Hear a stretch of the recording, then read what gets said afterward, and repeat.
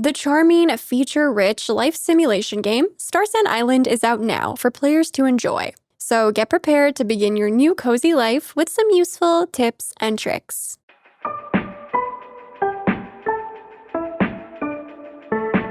Hello friends, Sarah Sunstone here, and welcome back to Wish I Knew. In today's episode, I'll be sharing 50 beginner tips and tricks across 8 major categories to get you started on your journey with Starsand Island. This will help guide you through your first moments and days in the game, but will also allow you to discover much of the exciting and special content for yourself. Do keep in mind that this title did just release into early access, so some aspects of the game might change with future updates to come. Also, please go ahead and shine the lovely like button if you appreciate these types of videos, and make sure to subscribe to my channel with your notifications on for more Starsand Island content. Thank you so much to Seed Sparkle Lab for taking care of creators like me and very kindly sponsoring today's video. And now, without any further ado, let's get right into it. Character customization. The game starts off with character customization, where you can select from a variety of different features and outfits before getting started on Starsand Island. While none of these picks are permanent, here's what you should keep in mind when creating your character. In terms of features like hairstyles, eyes, makeup, lips, and more, all of the initial options can be unlocked later in the game to add to your collection of cosmetics. However, they will each cost some gold. If you want to change the color of the customizations you have in your collection, simply visit the makeup app in your phone to adjust the color freely. However, if you'd like to unlock additional customization options, visit Bloom Atelier, the local salon in town. Here you can find all of those initial options, plus new ones, and once you purchase them, you'll have them added to your collection, so you can swap between them freely for no extra fee. Any clothing or accessories that you didn't choose in the beginning can also be purchased at Ethereal Styles, the local clothing shop. You'll also find new clothing here, and I recommend going directly to the dressing rooms to browse, where you can actually try on the pieces. But if you'd like blueprints to craft clothing items with the sewing table, then visit the tablet at the counter.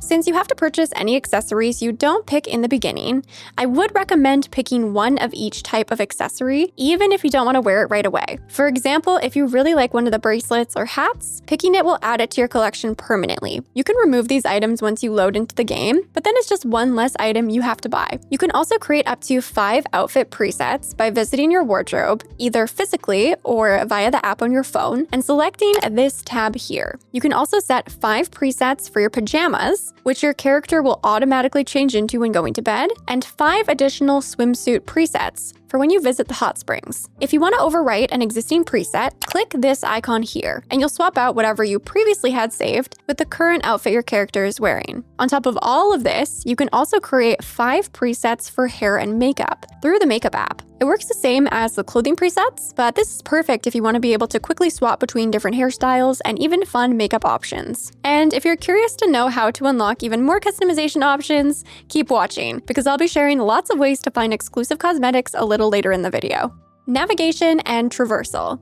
Next, let's go over some helpful details for getting around Starsand Island, including one absolutely game-changing tip. So when you start out on Starsand Island, you'll be equipped with a very handy map, which has everything important unlocked from the very start. You can spot every character and where they are at any given time based on their icons, and this even includes adoptable pets. Select the icon to track them in real time so you can easily navigate your way to them. A little trick here is that if you think someone's missing from the map, be sure to click each of the buildings to see if they're actually inside a shop, service, or island home. On the map, you can also select each building for a description, along with their opening and closing hours if relevant. Of course, these can also be tracked for your convenience. On the left side of the map, you'll see 4 clickable icons. From top to bottom, these will help you find the profession mentors, a list of all the buildings and businesses, a list of all the NPCs and pets, and finally, any pins you yourself have placed on the map. You can place up to 99 total pins, and you can choose between a series of specific icons, which can help cue your memory for discoveries you've made and locations you might like to revisit. You can also directly locate relevant characters or event locations from your mailbox by clicking the Locate button to see where they are on the map in real time. And you can also locate specific characters from the Social tab. So no more fumbling around between menus or scanning the map endlessly. Now, I previously mentioned that you can track characters, locations, and of course, quests in your journal. By default, this tracking will include a beautiful trail of sparkles for you to directly follow and completely avoid getting lost. But if you prefer to explore with a little less hand-holding, you can actually disable the guide by pressing V on your keyboard, L3 on the controller, or whatever equivalent you've bound your controls to. Once the guide has been disabled, you'll still have the destination marked, but you can find your own way there. Of course, you can also untrack the quest completely to remove all indicators from your HUD and explore freely with no distractions. One thing about getting around Starsand Island that you might not realize at first is that you can actually swim. Now, this can be helpful to take shortcuts and reach new areas, or even for collecting forageables in the water, like in Cloud Rest Lake. Don't forget, you can also jump, which can prove to be very helpful with your exploration. Now, here is one of the most game-changing tips for early game that is going to make the way you navigate Starsand Island so much more fun, easy, and quick. You can actually unlock a skateboard super early on if you pick the crafting profession in the beginning. Now, you don't need to fully commit to the profession. You can just choose it to start, get your skateboard, and then go focus on something else. But if you want to amp it up another notch, follow through with the profession until you unlock the rollerblades. I promise you, you will not regret this. The rollerblade controls are so smooth, your default speed is amped up quite a bit. You can also speed boost to go even faster. You can jump while using the rollerblades, and you can even forage. There's seriously no going back once you've experienced life with the rollerblades. Quality of life. If you're going to be playing Starsand Island a lot, because let's all be honest, this is our new life now, here are some great quality of life tips to keep in mind. First, you can actually skip the crafting animation by pressing and holding the spacebar or the controller equivalent. Now, don't get me wrong, I love the animation, but when you're crafting lots and lots, this can definitely be really helpful to speed things up. Next, I am super happy to report that in this game, your progress is saved automatically. Round of applause. This means that you do not need to go to bed at the end of the day to save. You can even adjust how often you want the game to autosave by visiting the game settings and select your preferred autosave interval, which can be every 3, 5, 10, or 20 minutes. You can also fully rebind your preferred inputs for both controller and keyboard and mouse, so if there's anything that feels unnatural or uncomfortable for you, go ahead and switch it up here. Another little quality of life tip is that you can sit to restore stamina, and the rate at which you can recover stamina can also be increased with the first unlockable skill in the crafting profession, which can be upgraded 3 full levels in total. Hidden rewards. Remember those exclusive rewards I was talking about? Let's circle back to that, which involves taking a bit of a closer look at some of the apps on your in-game phone. First is Island Life. Consult this for specific quests that will allow you to unlock major new features, including land expansion, home layouts, fast travel, emotes, and more. One of the easiest quests you can do in the beginning here is placing 6 furniture items on your homeland. And don't miss doing this like I did, or you'll block yourself from unlocking tons of other rewards that you've done the work for, because these do have to be redeemed in order. Next is the Star Note app, which includes a wide variety of tasks to complete in the categories of building your homestead, Farmer's Life, which actually involves all the professions, Island Residence, which includes social stuff, and Daily Moments. There are multiple pages for each of these categories, and while you will accomplish a lot of these naturally just from playing the game, you can reference them for a bit of guidance if you'd like. Now, the great thing about these is that the more you complete, the more rewards you'll unlock. At each tier of accomplishments, you'll unlock the Starsand currency, which you'll definitely need for upgrading your skills, but you'll also unlock furniture blueprints, outfits, accessories, hairstyles, and more. So don't forget to go in here and claim your rewards whenever you have them available. Then you also have your Islandpedia, which is the easiest place to miss out on extra rewards. Because at first, you might just think this app is to track your collections, and while it is, you'll also accumulate stamps as you discover items in the game. This includes basically everything you pick up: gatherables, crafting materials, cuisine, plants, animals, and home items. Once you reach certain collection milestones, you can claim rewards including gold, recipes, automation tools, special seeds, rare animals, furniture blueprints, and more. So definitely don't sleep on this. Inventory management.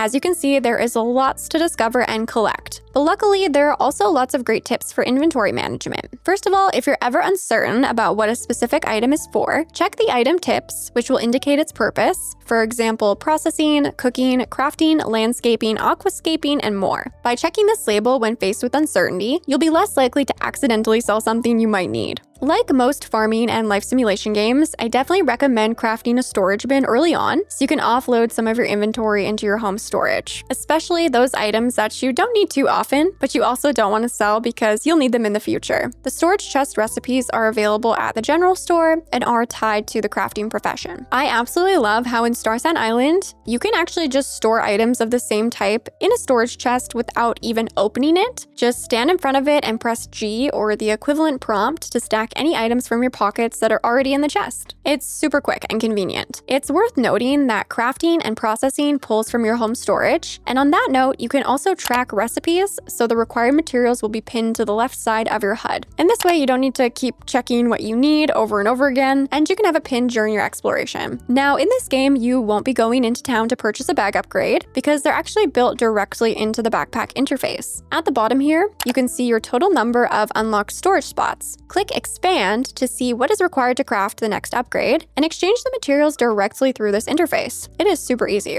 The game does explain how certain items are separated into their own dedicated tabs, including home decor and furniture, equipment like crafters, and also key items. But I wanted to emphasize this in case you forget and are looking around for a certain item. Be sure to check all the tabs, especially for super unique items like discounts, rental passes, tokens, and special quest items. These ones specifically will be found under the key item section.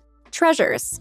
Now, I think it's already pretty clear that this game is a dream for gamers like me who love unlocking rewards through gameplay. But there are even more ways to get that hit of dopamine on your adventures. There is treasure everywhere and tons of interactive items. So first of all, just don't be shy and see what you can interact with. There are literal treasure chests that you can find, some more hidden than others. These can contain seeds, crafting recipes for furniture, resources, and other goodies. You can also rummage through bins around town for a chance to earn rewards. You can also shake vending machines for a chance to get a free snack. And some of these items you can use, of course, but others you could even opt to sell for some extra gold in early game. There are also charity bins for the various professions, which you can check periodically for free rewards related to each profession. There's the Aqua Blue Outpost charity box at the docks, the Honest Seed charity box at the farm, the Green Pasture charity box at the ranch, and also the Exploration Club charity box. The boxes do replenish, so I recommend just checking them whenever you pass by. Next, if you spot these golden lights around the world, try interacting with them or following them, sometimes without touching the ground, to claim a treasure. These are easier to see at night, but either way, keep your eyes peeled and mark them on the map to come back to if you need to practice your parkour skills first. Also, keep your eyes peeled for these tiny little gift boxes that can be found all around on the ground. These are actually lost items and can be super easy to miss, especially if you're whipping around on your rollerblades. When you pick up the little boxes, a quest will be activated, prompting you to return the lost item to the designated NPC. Once you do so, you'll be rewarded with affection points for that character. You'll also get some gold, some star sand, and other rewards depending on the character. And do not skip out on talking to tourists. First of all, the tourists actually have a lot of varied dialogue, but also a lot of them will give you gifts for no reason. Some will also have quests for you to complete in exchange for extra rewards, so you might as well. The NPCs will also often give you gifts when chatting with them, plus you'll get those affection points, so it really pays to be social.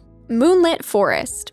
A few tips for the Moonlit Forest, because even if you don't pick the path of the adventurer right away, you'll likely find yourself here. It is one of the most resource-rich areas in the game, with an abundance of ore, forageables, bugs, treasures, and more to collect. Now, do keep in mind that some of the treasure chests found here are designed differently, so keep your eyes peeled for unique shapes that might blend in a bit with their surroundings. And honestly, that same sentiment goes for a lot of what can be found here. The Moonlit Forest has some pretty inconspicuous forageables, so again, interact with everything. thing because you can actually collect most of what you see.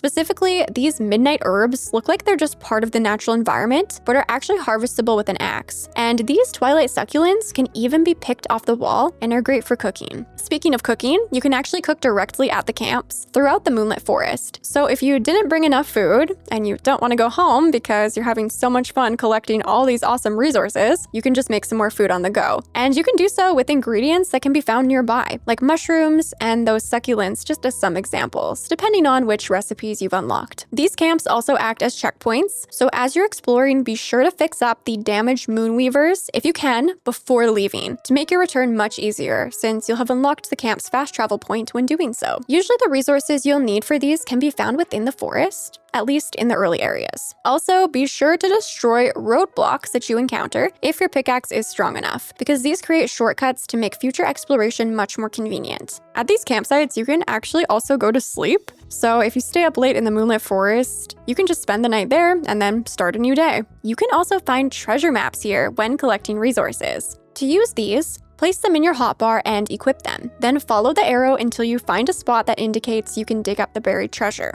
Sometimes you can't access an area of the map yet where the treasure arrow is indicating, so just save it for later. Once you unearth the treasure, unlike the treasure chests found in town, you'll actually be given a treasure box in your backpack, which you'll need to open for your rewards. This system also applies to treasure chests you fish up, so don't miss these. Special shops. Finally, for today, I wanted to share some special shops and businesses in town that you might like to visit for more exclusive items and rewards. First, there's actually a local arcade with playable games, and you can even claim 20 free tokens from the arcade tablet on your first visit. Each game costs 5 tokens to play, and you'll win tokens back from playing. You can unlock rewards directly through the games in 2 different ways. First, for each game, under the leaderboard section, there are personal best milestones where you'll earn Starsand currency and game-specific rewards when you reach certain point milestones. Second, under the cumulative rewards, you can unlock additional Starsand currency, blueprints for exclusive furniture items, and even special outfits and hairstyles. So don't sleep on this either. Arcade tokens can also be exchanged at the gachapon machine. You can get random rewards from these, like furniture, which is super fun, especially if you love surprises. There's also some scratchy cards that you can buy for tokens over at this terminal for a chance to earn back tokens. But this one comes down to luck, so play at your own risk. Lex Woodworks is the local furniture store in town where there are furniture and decoration items for purchase, along with blueprints so you can craft your own. But don't forget to also check the sample room interfaces here and here for even more items. Finally, there's also a merchant ship that you can unlock, which can be super helpful for earning additional gold in early game. While the Island Life app will guide you to this, you can actually initiate the quest ahead of time simply by talking to Marston at the beach here on the map. You'll need to gather some simple materials for him before the port can be restored, and once you complete this, the merchant ship will be docked at the pier and will request special items that they'll purchase for double the gold. What's even better is that these seem to pull directly from your home storage, so you don't even need to worry about running back and forth to make these sales. There will also be items for purchase here, and apparently these selections will rotate, so don't forget to check back. Well, there you have it, friends. Those were at least 50 tips and tricks for getting started with your Starsand Island adventures. Let me know down in the comments which tip was the most helpful for you. Also, if you'd like to follow along from this point onward with my journey in the game, be sure to come join the live streams to see what we discover next. Thank you again so much to the team at Seed Sparkle Lab for very kindly sponsoring today's video. And with all that being said, thank you so much for watching. I love you all. And until next time, take care.